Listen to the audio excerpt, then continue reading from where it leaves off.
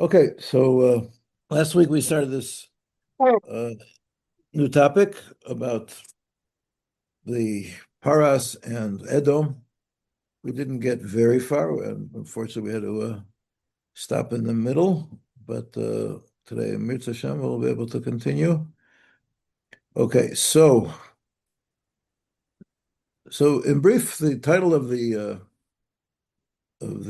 whole chapter, the whole mimer, which started on page Shin Nun Aleph. Was Nitilat HaMalchut Paras v'Romi, right, taking the Malchus from Persia and Rome, and we discussed about the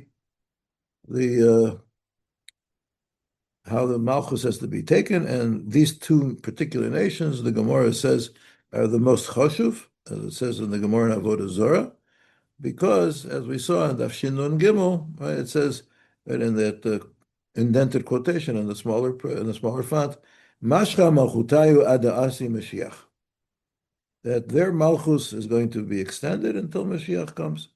Okay, both Paras and we explained that at the bottom of page Shin and Gimel. That was the last thing I believe, is that since it says that the Edom is going to be victorious over Paras, and they're going to be conquering the land and being rulers over the land of Israel for 9 months. And those 9 months are the 9 months of the pregnancy, the gestation of the Mashiach. And so that means that really, that's how we explain that both Paras and Romi are extended to the time of the Mashiach, Paras until the beginning of the pregnancy, the beginning of the 9th month period, and Edom they're going to have it, and they're going to be until the very end.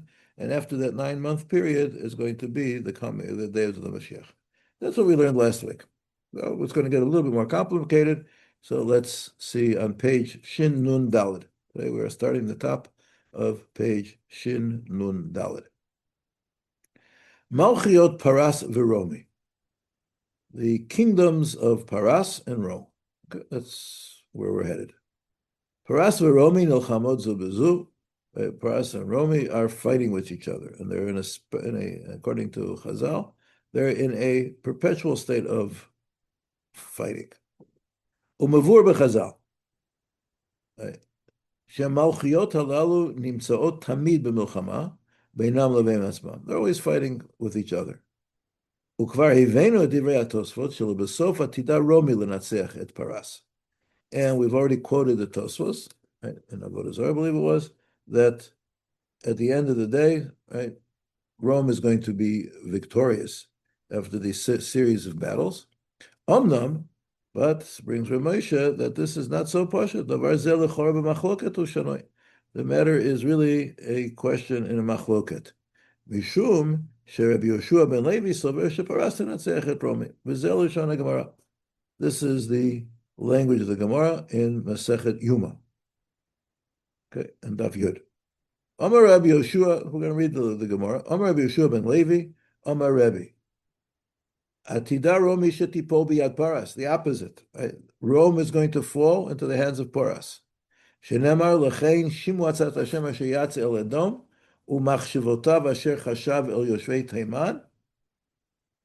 Okay, the pasuk says in Micha, I believe it is, Im lu yischavum tzirei atzon im lo yasim aleim noam. So it means the basic translation is, tell the people of Edom that yischavum tzirei atzon, the youngest of the tzon of the sheep are going to be victorious over them. And the Chazal tell us that the youngest of the tzon happens to be Paras, because Paras was the youngest son of the sons of in the family of Yefet. So because Paras is really, as we know, Persia is not a Semitic country as the Arabs are and as the Jews are, right? The Arabs are the sons of Ishmael and the Jews are the sons of Yitzchak, and so we're all descended from Avinu, obviously descended from Shem ben Noach, right? The Persians, right, are from a different section. They're from the people of Yefet. Okay, and the people of Yafet. So the youngest of them. Anyways, Chazal attribute this to Paras. Okay, and so that's the pasuk that's brought that we're going to fall in the hands of Paras. Edom is going to fall in the hands of Paras. That's one statement. There's other statements also to the same effect as the Gemara will be quoting. Amar Rabbi Bar Chana, Amar Rabbi Yochanan, Mishum Rabbi Yehuda Rabbi Eloi. Atida Rome shetipol biyad Paras. Again, the same thing. Rome is going to fall into the hands of Paras. Kal v'chomer. An interesting Kal v'chomer. Uma mikdash rishon. And here, right, here it's we're going to come back to something that was mentioned in the Gemara, right, that we haven't yet talked about, but this is really an introduction to that. But let's turn back to Shindon Aleph, just for the basic quote of the Gemara of in the Tzaddik Ches and Sanhedrin that we're dealing with. And the Gemara says, right, in the third line, right, Omar Lahem, the third line of the Gemara there, right, Rabbi Yossi ben Kispa answered his Talmidim, L'kishiyipol hashar hazeh v'yibaneh v'yipol v'yibaneh v'yipol. When the gate will fall and be built and fall and will be built and fall, right? 3 falls and 2 buildings, okay? But as we will see, right, this yipol and this yivneh, the building and the falling, is really a reference, according to the Maharal, whose derech we're following, is really a reference to each one of those. The building and the falling is a reference to Paras, are the builders, and Edom are the destroyers. Right? Moshe is going to speak about this we'll see later this evening, Mir Hashem. But just to introduce the idea, because as we know, that the building of the second Beis HaMikdash, Paras was very instrumental in a very positive way in the building of the second Beis HaMikdash, right? The kings of Koresh and Daria, the Yavish, the Persian emperors were supportive of the efforts of the Jewish people to return to Eretz Israel and rebuild the Beis HaMikdash, right, at the end of the Golas Bavel. Right? The destroyers, of course, are Rome. Rome destroyed the second Beis HaMikdash, was destroyed by the Romans. Okay, so let's go back to where we are in the Shin and Daled, right? So it says that again. We'll start. Omar Rabbi Bar Chana, Omar Rabbi Yochanan, Mishum Rabbi Yehuda Rabbi Eloi, Atida Romi Shetipol Biyad Paras, Kal v'chomer, Uma Mikdash Rishon. Look at the first temple. First Beis HaMikdash. Shebnauhu b'nei Shem. Who built it? The Jews built it, right? Shlomo, David HaMelech started the process, and Shlomo was the one who actually built it, right? So that was vehechrivu Kasdim, right? And who destroyed it? The Babylonians. Kasdim are the Babylonians, Nebuchadnezzar. That's called from the city of Kasdim. And then what happened? Naflu Kasdim v'yad Parsim.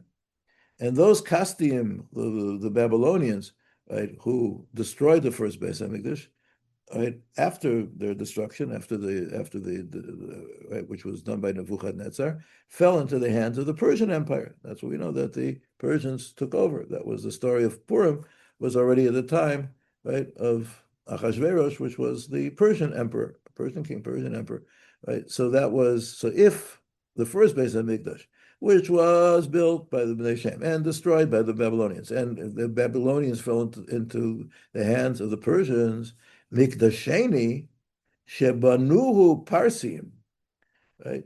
The Persians actually built it, right? V'achrivu Romiim, and the Romans destroyed it. Einodin sheyiplu Romiim b'Parsim. So certainly the Romans should fall into the hands of the Parsim, because we see that if the Parsim were zoche, right, to be victorious over the Babylonians, even though they didn't build the second Beis HaMikdash, they didn't build the first Beis HaMikdash. So for the second Beis HaMikdash, which they were zoche to build, right, the Persians had a positive role in the building of the second Beis HaMikdash. Certainly the Romans should fall into their hands. We see that the Parsim have a certain koach, a certain schus, right, to take over the Malchus from the other. If they took over the Malchus from the Babylonians, they should certainly take over the Malchus from the Romans. Okay, that's the second man. Third man, Amar. Amar Rav, another man, the same thing. Atida paras shetipol biad romi. This is the opposite, right? This is saying that this is the opinion that paras will fall in the hands of Romi. Omer Olei, Rav Kahana Rav Asi Rav. So Rav Kahana and Rav Asi, the two Talmidim of Rav, said to Rav, Benuye biyad sture. Do you mean to say that the builders will fall into the hands of the destroyers? As I just mentioned, the builders are Paras and the destroyers are Rome. Omar Lahu in Gzeras Melachi. That's the Gzeras, as the Gzera of the king. That's the way the king decreed it. That it's true. The Paras maybe have had his chus in the building of the Beis Hamikdash, and the Romans have no schus. They all they did, their whole involvement was the destruction, but that was Xeris Akosa, Xeris HaMelech. Later, in a couple of pages, Moshe will try to make sense of that. Why should there have been such a Xera? What was the point of that Xera? But in any event, here the Gemara says it's a Xera. It's true. It may not make that much sense, but it's a Xera. Ikiri Amra Amar Lahu. So others say that he said to them, Inunami Hakasatri Beiknishta. The Persians also destroyed a Beit Knesset. I don't know what that's referring to, but they also have done bad things in terms of destruction. Tanya Namiochi Atida Paras Shetipol Biyad Romi. Chada, one reason is the Satri Beit Knesset, because they destroyed a Beit Knesset. Ve'od Gzeras HaMelechu Sheyiplu Bonim Biyad Sotreim. There is the Gzera that the builders should fall into the hands of the destroyers. The Amar Yudam Harav, Ein Ben David Ba, Ad shetifshot malchut Romi harisha b'chol ha'olam kulo tisha chadashim. As we've seen, right, that the Mashiach will come only after Malchus Romi harisha, the wicked Rome, will spread their power, right, in the whole world for 9 months. Shenemar l'chein yitnem ad et yolida yalda, until the time of the birth, the birthing of the birth. V'yeter achav yeshuvun al bnei Yisrael. And the rest of his brothers will return together to Bnei Yisrael. In other words, the Bnei Yisrael will return to Eretz Yisrael, right, after 9 months. So there are going to be 9 months of Roman domination of the world. And then after that will be the Mashiach and Yeshuvun al Bnei Yisrael. Okay, that's the quote from the Gemara. So the summary of all that is, Nimtza she'nechlek l'chachamim davar zeh. This is machloket. Hayim b'milchamot Paras v'Romi atida paras lanatzeach et Romi or ad Rabbi Hilipol v'Romi, which is going to be v'shoresh hamachloket nautz b'mahut hamalchut alalu. The machloket is nautz is dependent upon it hangs on the essence of what these malchus are. Sheparas nikraim bonim. They're called the builders. Hashem shenatnu reshut livnot et Beit Hamikdash. They're the ones who gave the permission to build the Beit Hamikdash. The Romi hem sotrim. They're the destroyers. Came echrivu oto. V'ashelahi ha'im hasotrim yiplu b'yad habonim kavo shehadat notenet. It makes sense to say that the destroyers will fall into the hands of the builders. Oh Shem adrabah gzeret melachi shehabonim yiplu b'yad sotrim. That's what it says in the Gemara, in summary. Says Ramosha, "V'dvarim elu stumim chatumim ma'od v'zukukin l'harchava." These are very, very closed things, very things which are hidden from us, sealed, and they require harchava. They require a broad explanation. Avol kodem shenarchiv ma'at b'ikro shel dvarim. We'll talk about this. He says a little bit, trying to be marchiv.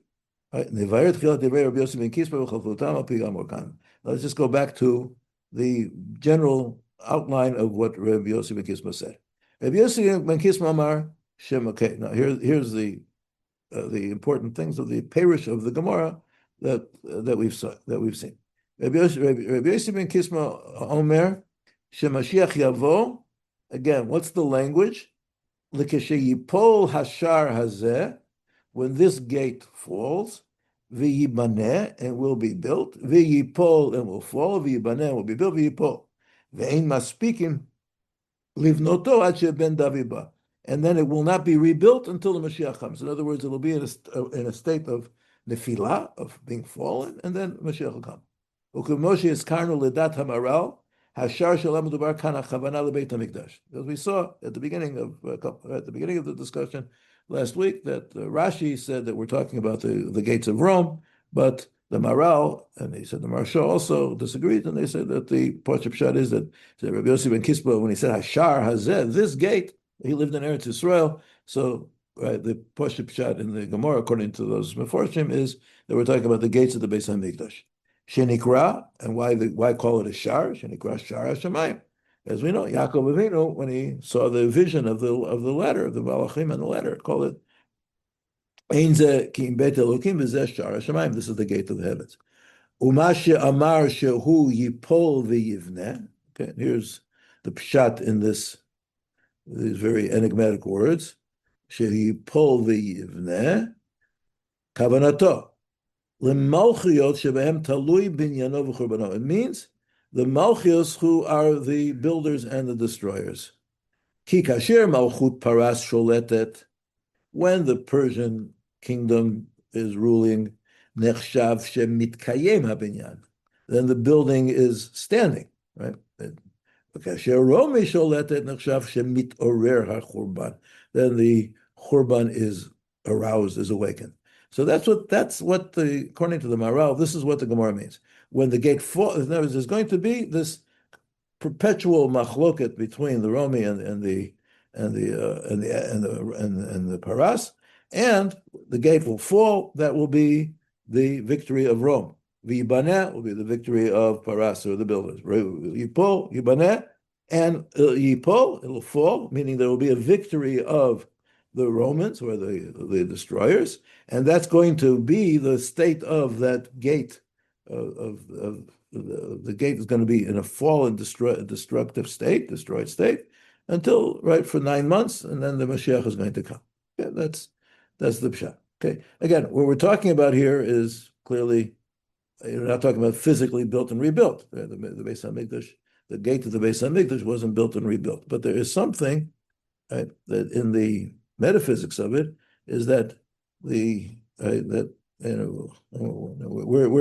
we're looking, Iran's the bad guy. We're not trying, Paras are the guys who are shooting missiles us and trying to kill us, right? So it's hard for us to relate to them as the builders, right? But that's what, at least in terms of what we're learning in the Divrei Torah that we're learning, the Chazal are calling them, when they have the upper hand, then there is something in the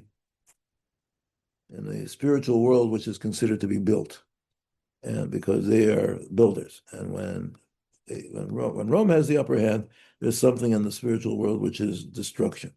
Right?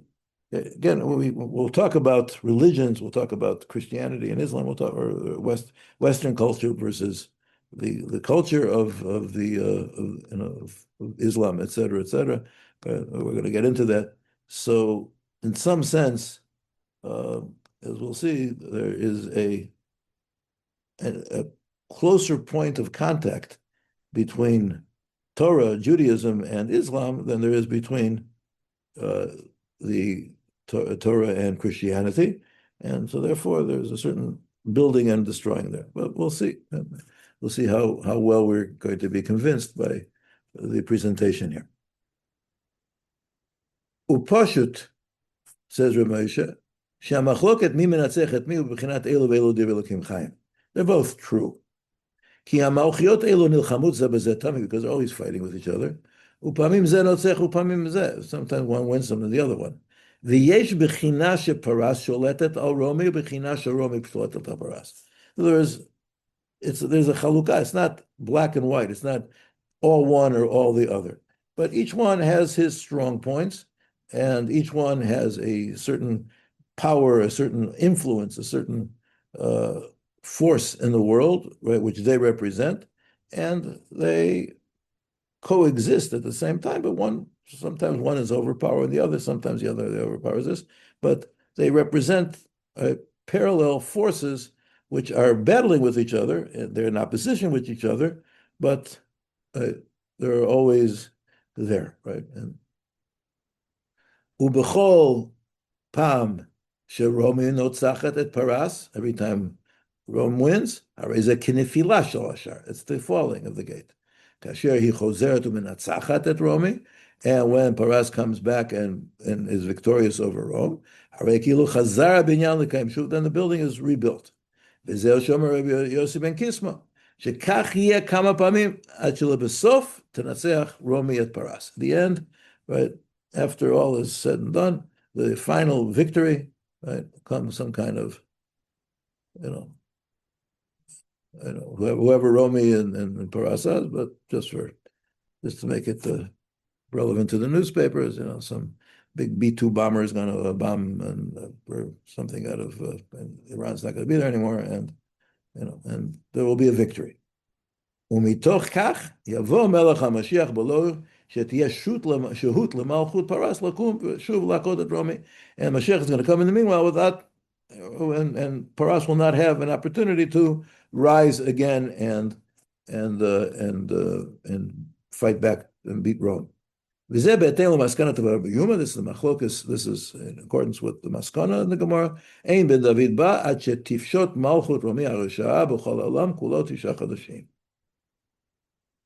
Okay, that's straightforward. That's how we're setting it up. That there is Paras Romi, but building each one. They're fighting with each other, back and forth, back and forth. At the end, Rome will win, and they will be in control. Pashet b'chol haaretz for 9 months, and then Mashiach will come. Okay.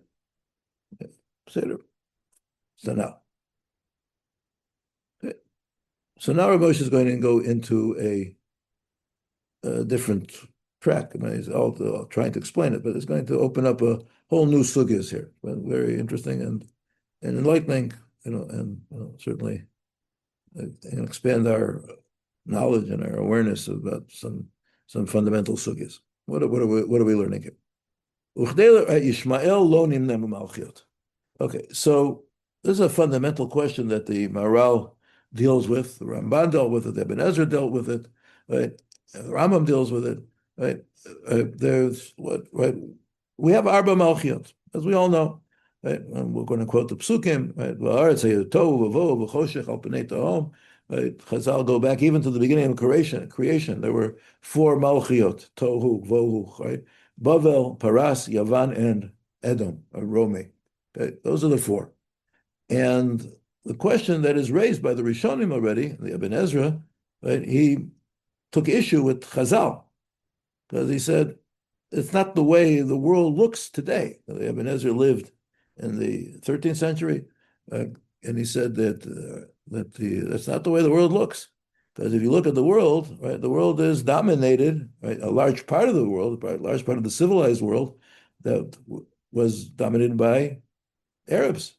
The Arab conquests, right, were, they conquered the whole Middle East, right, from Persia to Iraq to Egypt, right, down to Taiman, down to Yemen, down, right, the whole North Africa, right, and even into Spain, right. There was a very, very powerful Muslim Arab influence victories until they were finally expelled from Spain, but that took a lot of fighting, et cetera, et cetera. So the problem was, what happened to Ishmael?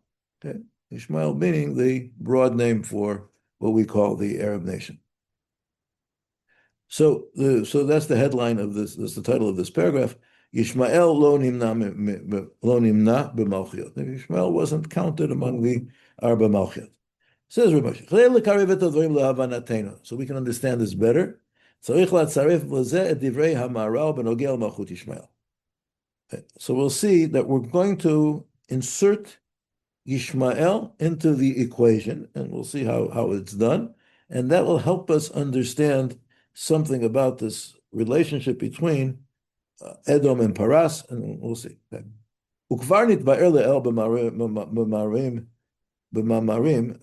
in the Shurim that we didn't cover, but Moshe spoke about this. Kushat Rishonim, Madua Malchut Yishmael Ha'atzuma, that great powerful nation Ishmael, Lo Nipneit Kechelek Me Hadalit Malchiot. Why isn't counted as one of the 4 Malchios? Yisrael Galu B'neihem. The Bnei Yisrael are in exile among Bnei Yishmael. Vehem Sholtim Aleinu Begalut, and they rule over us in our exile. B'Mekomot Rabim Ba'olam. many different places in the world, we are under the domination, the control, and the persecution of the Bnei Yishmael. We're going to be quoting, we'll bring quotes from the Rambam's Igeret Teiman, where he wrote, right, and where in Teiman, the persecution of the Jews by Bnei Yishmael was especially severe, and they wrote a letter to the Rambam. What are we going to do? I mean, we're suffering, and the Rambam writes back to them about Bnei Yishmael, etc., etc. But so anyway, that's the question. The question of the Rishonim: why aren't the Bnei Yishmael listed as one of the Arba Malchios? Okay. And the Ibn Ezra really says that they are, but all of the Ramban and all the others disagree with them, and they have to support the Kabbalah of Chazal. And the Kabbalah of Chazal was that Yishmael is not one of the Arba Malchiot. So how do we explain it? The Maral B'Chama Makomot, right? The one that's most accessible to me, anyways, is first source, Netzach Perek Chaf Aleph, right? Which is quoted at length here in the footnote, Dalet, and then Netzach Yisrael, right, in the 21st chapter.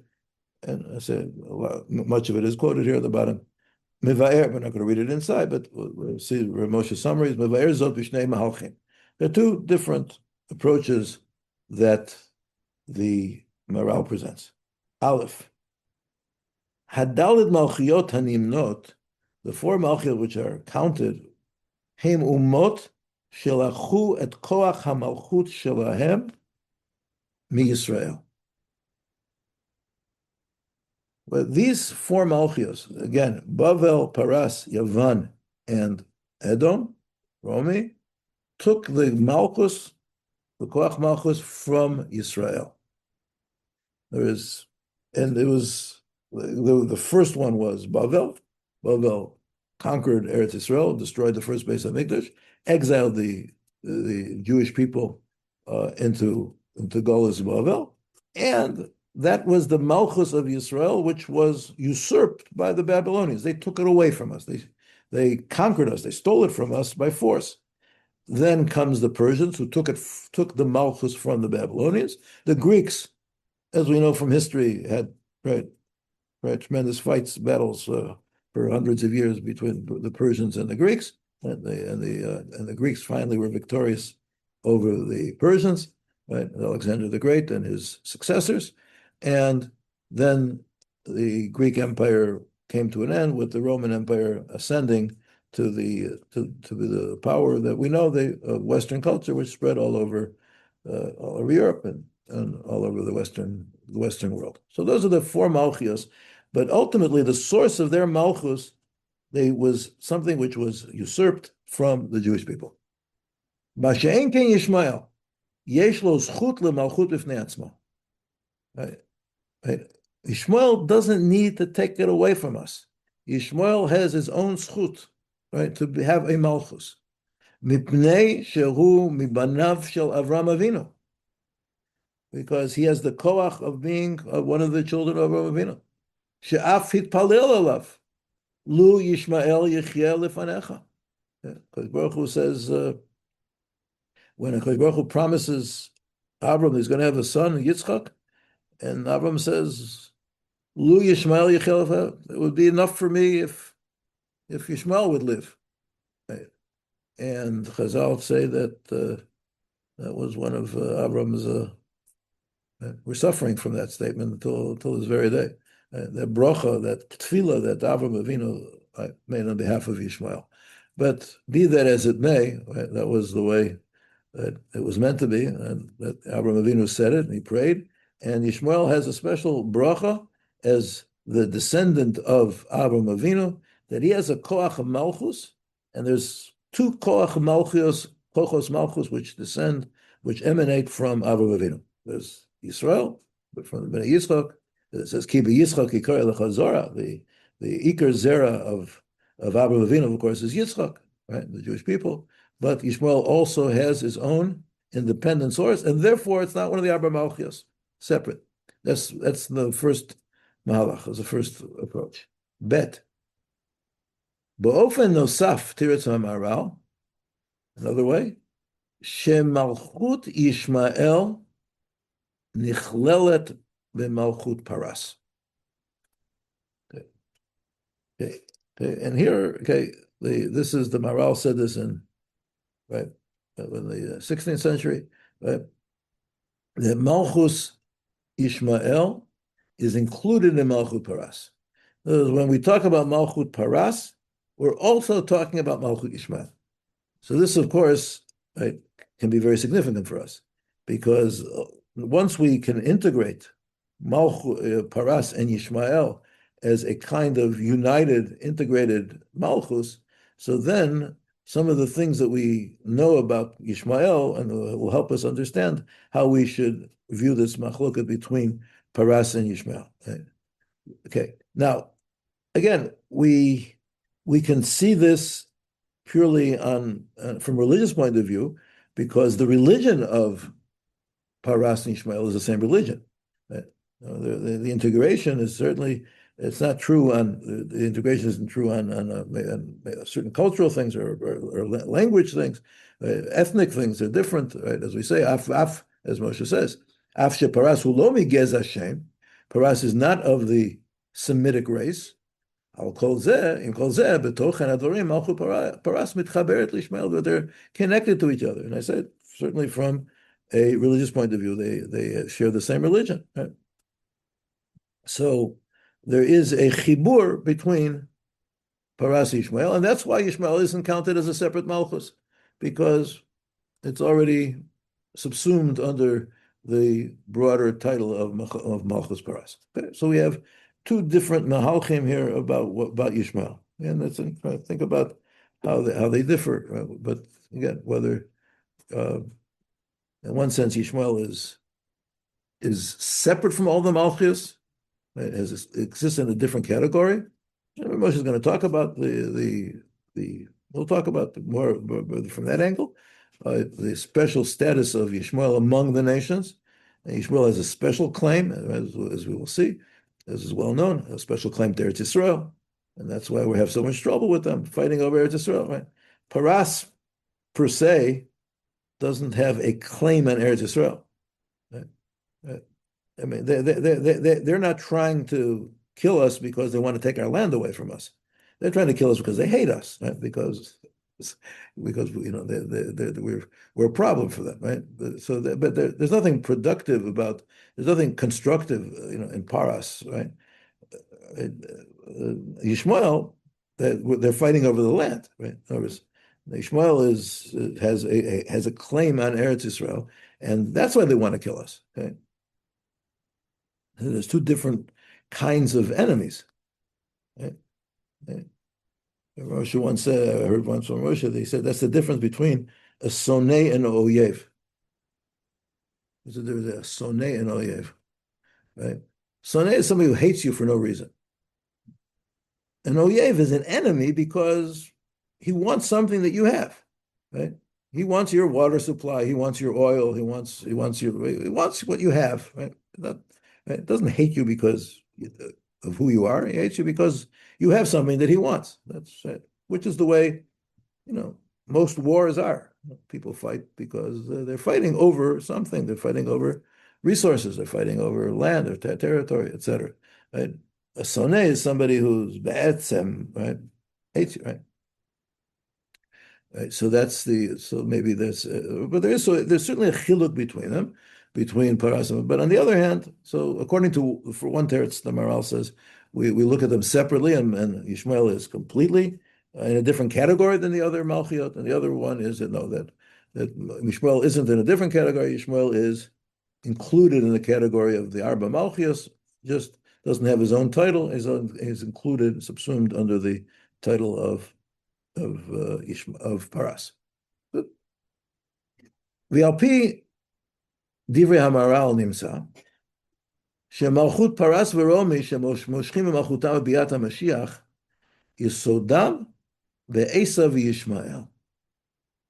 So now we're coming, right? So now once we take the second approach of the Maharal, and we identify Paras with Yishmael together.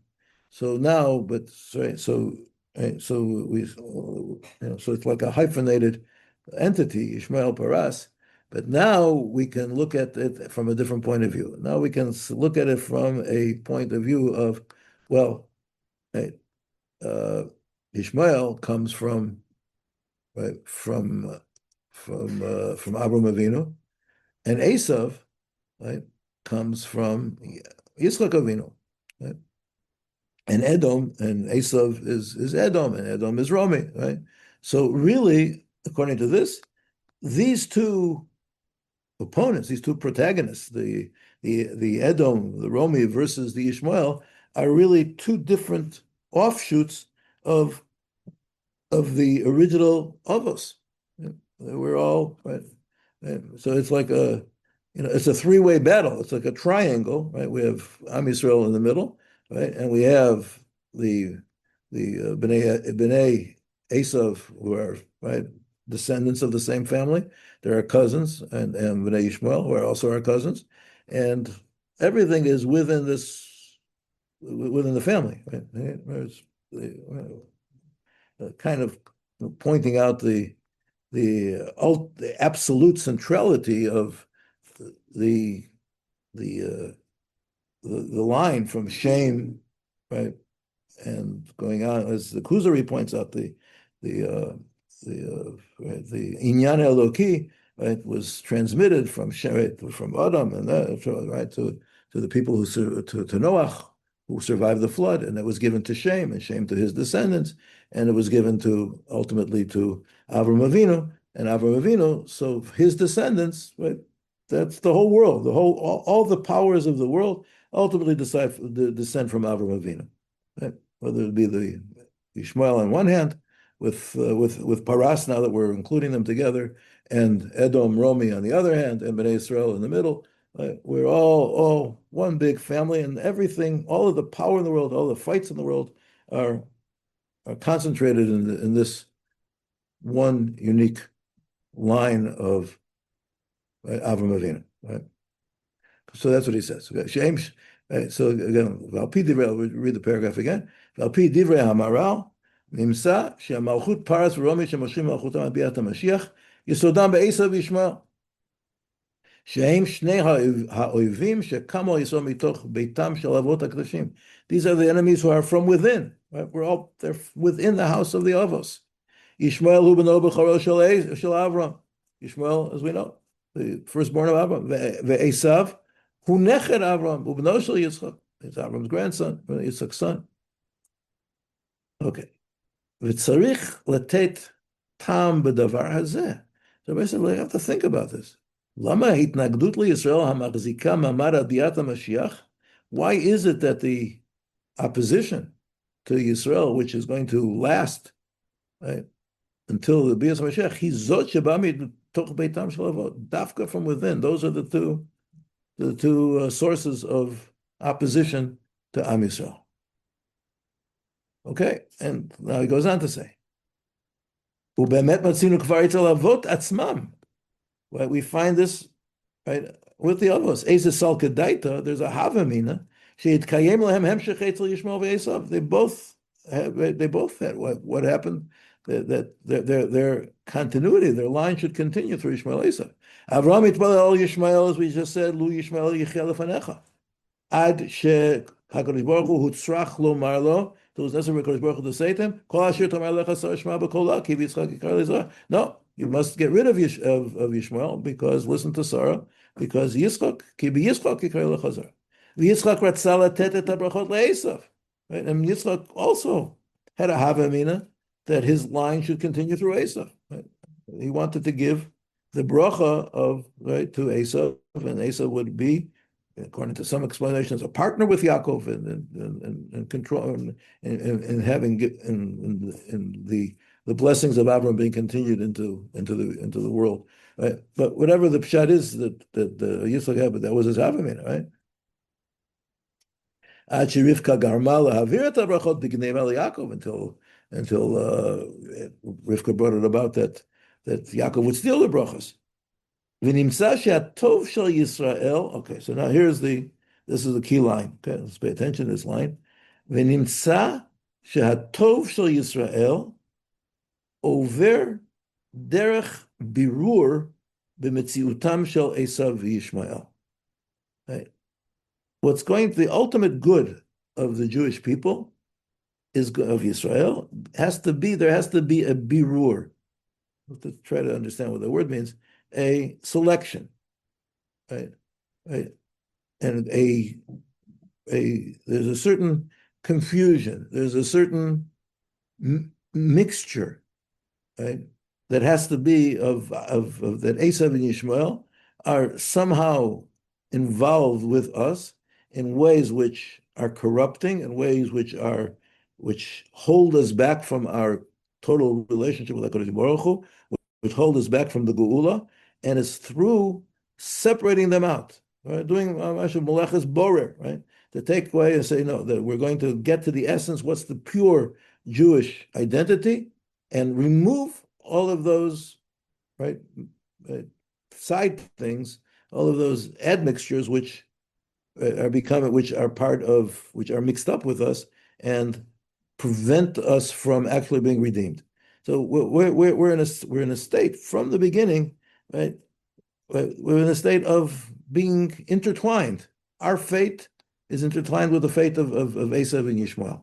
Right? Through the generations, they pop up here, they pop up there. They serve to act as forces which hold us back. And ultimately, we have to go through a birur process, a selection. If somebody can think of a better word than a sorting process, a selection process, which will remove all of those external influences and allow us to be ourselves without the influences of Esav Yishmael. V'rak mitoch habirur hazeh. It's only through this birur shenasa al yedei ha'imahot, and Moshe is pointing out, it was the imahot who did it. Right? It was Sarah and Rivka who were the ones who were responsible for making sure that Yishmael and Esav weren't part of this Jewish nation. Right? There was the fact that we emerged with Yaakov Avinu and Yaakov with his 12 sons, right, as the sole inheritors, the sole heirs to the brachos of Avraham Avinu. That didn't happen because of the Avos. The Avos would have been, a little bit softies, right? And they were Avraham Avinu didn't want to get rid of the Yishmael, right? And Yitzchak didn't want to close the door, slam the door on Esav altogether. And he wanted him to be part of the family, and it was only through the intervention, right? What the pshat is, perhaps the Midas Hadin, where the women are more connected to the Midas Hadin, more women see things clearly, right? Bina, they have a greater degree of bina, right, to be able to see the difference. But whatever it is, right, that's not the discussion now. But Moshe is pointing out, V'rak mitoch habir hazeh shenasa al yedei ha'imahot nivchar Yitzchak miyishmael v'zacha Yaakov bebrachot. Yitzchak was chosen over Yishmael, and Yaakov was zoch in the brachot. Umevur b'sugyatenu, and it's clear from our sugya, shabir hazeh lo yistayim b'beit ha'avot. This wasn't completed. It didn't end back 3,500 years ago. אלא מציאות העולם והאומות עדיין נושאים בקרבם את הסלקדאית הזה. Right? The world and all the nations of the world, their existence, their reality, still carry with them that Havamina. Right? The Havamina that the Avos had, that Esav and Yishmael and Esav should be part of the milieu, part of the family, part of the mixture. Right? It's still something that happens. V'tzarich birur bein malatan lebal Yisrael, and they have certain malot, and you have to clarify what's the difference. Why are we right and they're wrong? What's corrupt? What's wrong? What's perverted about the way they're looking at things? And we must go into this in great detail, right? But that has to be clarified. In other words, because there's room to make mistakes, right? There's room to think that maybe they have something. Maybe there is something there that that's important. We have to clarify that. And as long as Mashiach hasn't come to make this birur, Yishmael v'Esav sholtim be'echad, sholtim be'olam. They're the ones who rule the world. Kol echadim hasheker shelo. Each one with his specific form of sheker. Ad kedei kach shekasher Yisrael chotim. So what happens? So when Israel sins, heim atzmam noflim berishtam umishtadlim etzlam. So then Yisrael falls into their net, into their trap, and becomes enslaved to them. Right? But that's the situation, right? Yeah. You know, they say the Vilna Gaon says that the 70 nations are divided into two groups of 35. And half of them are under the title of Esav, under the rubric, under their, right, for 35 in the Esav camp and 35 in the Ishmael camp, right? And he says, if you look in the Psukim in Parshas Pinchas, right? Parshas Pinchas, we know the Korbanos, the Korban Musaf of Sukkos, right? So how many cows were brought on Sukkos? Okay, somebody can speak up. 70, right? 70 cows were brought on Sukkos, right? And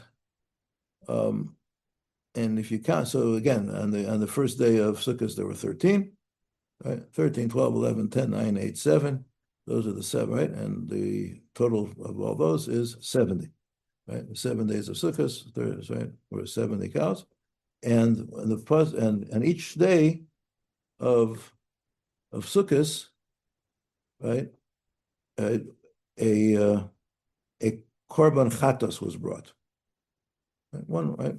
Okay. Korban chatas was, right, again, with all the musafim in general. All the musafim of the chagim had, in addition to the cows and the rams and the sheep, they had a goat, right, which was brought as a korban chatas. Usir yizim echad lechatat, right? Right. That's what you're looking. You go through all the Moadim, Rosh Chodesh, right? Pesach, Shavuot, Sukkot, Yom Kippur, Rosh Hashanah, right? They all have a seer. But if you look if you look right in the Psukim, right, associated with 35 of the cows is Sir Izim. Sir Izim Echad Chatas. And associated with the other 35, it doesn't say Sir Izim, it says Sa'ir Echad Chatas. Right? And right, so right, if you count the numbers, I don't remember how the numbers fit down, but you can count the 70 cows count into two groups of 35, and 35 have Sirizim and so 35 have Seir. There's a Vilna Gaon. The Sirizim, if I'm not mistaken, is Ishmael, and the Seir is Esav, although I may have gotten that backwards, right? But each one is right. That's the main point. The main point is that out of all the goyim, all the 70 nations of the world are divided into two camps. Okay? Into the 35 who follow in the path of Esav, and 35 who follow in the path of Ishmael, 35 Seir and 35 Sirizim, and a very interesting thing. So what I'm saying is that tying it in with what Moshe says is that the two main forces in the world who are in opposition to Am Yisrael is the koach of Esav and the koach of Ishmael. And the Vilna Gaon also says that there's two different main types of Yetzer Hara. Moshe is not going to mention this in this particular section, but there's things that are known. Moshe spoke about it. Right? Two different types of Yetzer Haras. What are the two types of Yetzer Haras? Right? What do you say, Josh? Taiva and Kas. Taiva and Kas, right? There's two different types of Yetzer Haras, right, in the world, right? There's a Yetzer Hara of Kas, anger, destruction, murder, and there's the Taiva, right? The Yetzer Hara for pleasure, for Taiva, nice. And Esav is Kas, Al-Charba Chatichya, he's the murderer, and Ishmael, right? As we know, what's Ishmael's picture of Olam Haba? Right? I don't have to go into details, right? But Ishmael's picture of Olam Haba is right, full of taiva, right? Let's put it that way, right? There's so those are the two main two of the two forces which we have to contend with. On the one hand, we have the Yitzhar of Kas, we have the forces of destruction, and every individual has some one, some the other. Some people are more tend to Kas, some people more tend to Taiva. Some people tend to both in a big way. Some people are less, but everybody has these things, right? So those are the two main enemies of Klal Yisrael, and this is what we're talking about here, and it all stems from Esav and Yishmael. Okay, and that's what he's saying, that the birur is, right, they are, again, let's read the last sentence there.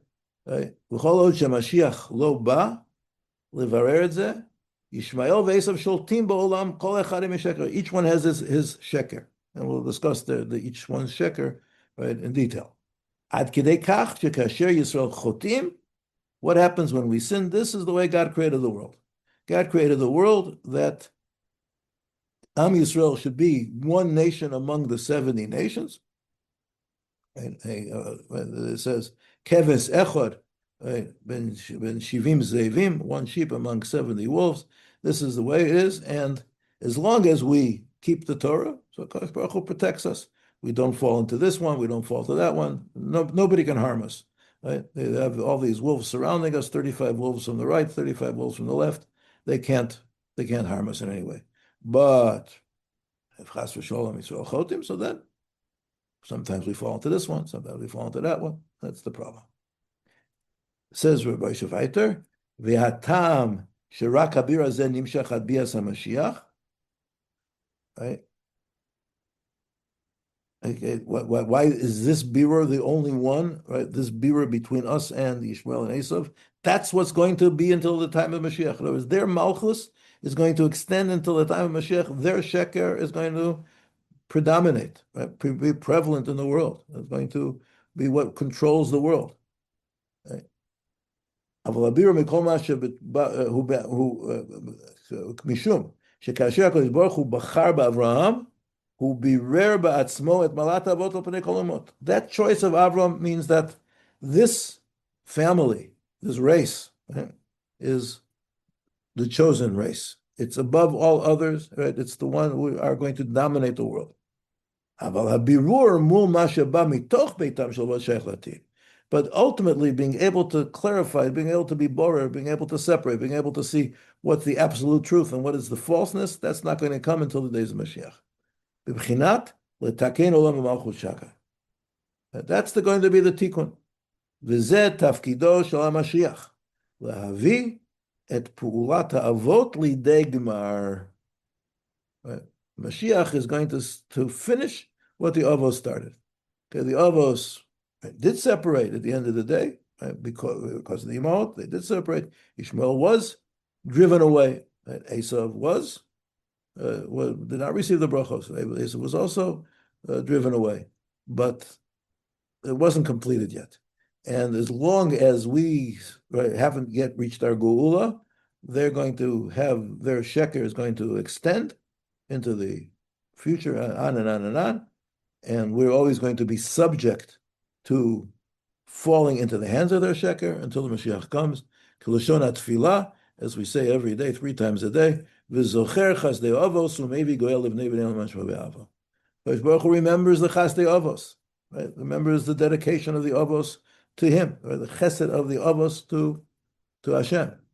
But u'mevi goel livnei b'nei, but the ultimate redemption will be livnei b'neihem, to their descendants, to the sons and to their descendants, leman shmo, and also all of this in order for the greatness of Hashem's name ba'ava and with love.